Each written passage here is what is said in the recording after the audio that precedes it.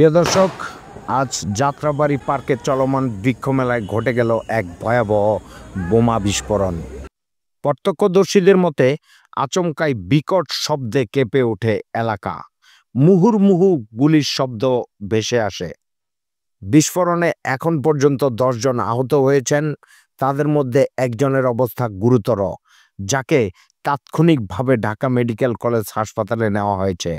Police ও bomb disposal unit ঘটনাস্থলে পৌঁছেছে।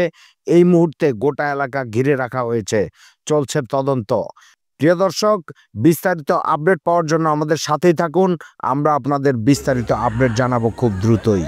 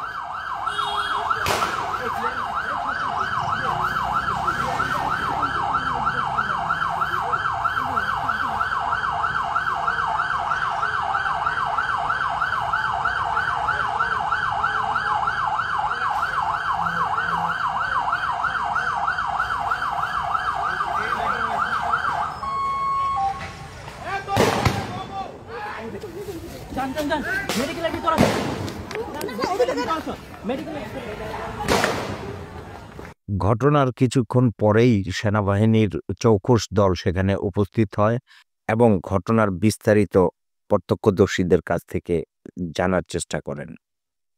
এ পর্যন্ত কাউকে গ্রেফতার করা সম্ভব হয়নি, তবে ঘটনায় আহত হয়েছেন বেশ কয়েকজন, তার মধ্যে একজনের অবস্থা খুব গুরুতর।